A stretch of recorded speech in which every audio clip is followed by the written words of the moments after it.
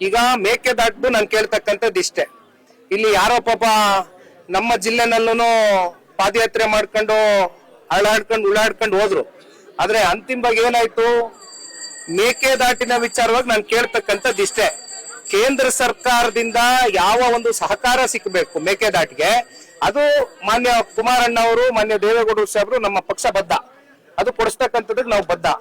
ಆದ್ರೆ ಇವತ್ತು ಇಲ್ಲೇನು DMK ಮತ್ತೆ ಕಾಂಗ್ರೆಸ್ ಇಬ್ರು ಸೇರಿ ಸರ್ಕಾರ ರಚನೆ ಮಾಡಿದಾರಲ್ಲ ತಮಿಳುನಾಡಿನಲ್ಲಿ, INDA ಮಿತ್ರಕೂಟದಲ್ಲಿ ಇರ್ತಕ್ಕಂಥವ್ರು ಇದೇ ಕಾಂಗ್ರೆಸ್ನ ಪಕ್ಷ. ದಯಮಾಡಿ ಆ ಮುಖ್ಯಮಂತ್ರಿಗೆ, ಇಲ್ಲಿ ಇರ್ತಕ್ಕಂಥ ನಮ್ಮ ಉಪಮುಖ್ಯಮಂತ್ರಿಗಳು ಸುಮ್ನೆ ಡೆಲ್ಲಿಗೆ 106 ಸಲ ಪ್ರವಾಸ ಮಾಡೋದಕ್ಕಿಂತ ಒಂದು ಪಾಪ ಪ್ರೈವೇಟ್ ಫ್ಲೈಟ್ ಹಾಕೊಂಡು ಅತ್ಲಾಗ್ ಚೆನ್ನೈಗೆ ಹೋಗಿ ಕೂತ್ಕೊಂಡು DMK ಮುಖ್ಯಮಂತ್ರಿಗಳು ಸ್ಟಾಲಿನ್ ಜೊತೆ ಕೂತ್ಕೊಂಡು ಚರ್ಚೆ ಮಾಡೋ ಒಂದು NOC ತಗೋಬರ್ಲಪ್ಪ. ಅವರಲ್ಲೂ ಅಲಯನ್ಸ್ ಪಾರ್ಟ್ನರು, NOC ತಗೊಂಬರ್ಲಿ.